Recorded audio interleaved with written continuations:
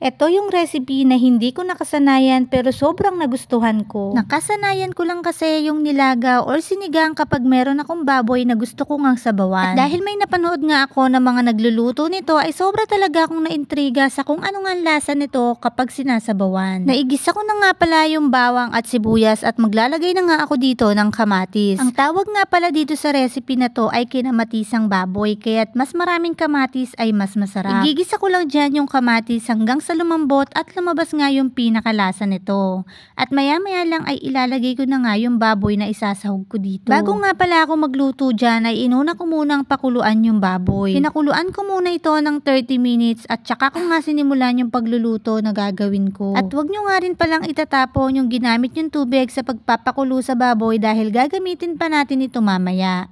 Eto na nga at hinalo-halo ko na nga yan at naglagay na rin ako ng pampalasa na patis. Haluin lang natin mabuti hanggang sa pumasok nga yung lasa ng kamatis sa mismong baboy na niluluto natin.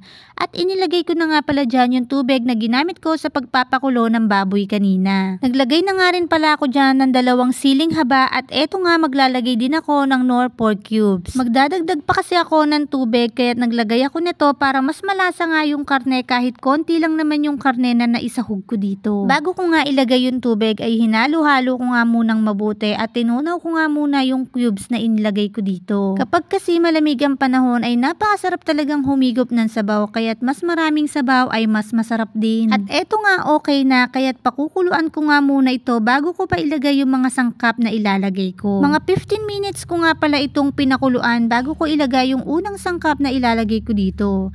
Pero bago yan, chinek ko na nga kung malambot na nga itong baboy at nung okay na nga ay nilagay ko na nga yung sitaw. Naglagay na nga rin pala ako dyan ng paminta para mas kumapit nga yung lasa sa pinakasabaw nito. Pakuluan lang ng mga ilang minuto at doon ko na nga rin inilagay yung pechay. At dahil nga wala ako ng pechay at nakalimutan ko nung nakaraang pamalengke ko ay eto pechay Baguio ang ginamit ko.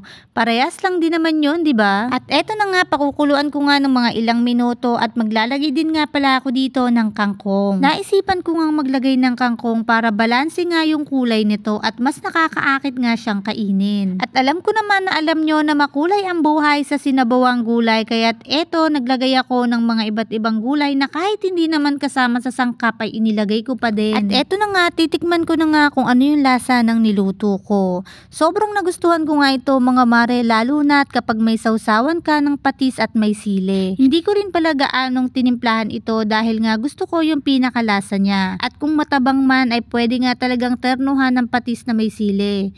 Yun talaga ang magpapasarap sa mga ganitong sabaw na ginagawa natin. O siya mga mare, hanggang dito na lang. Salamat!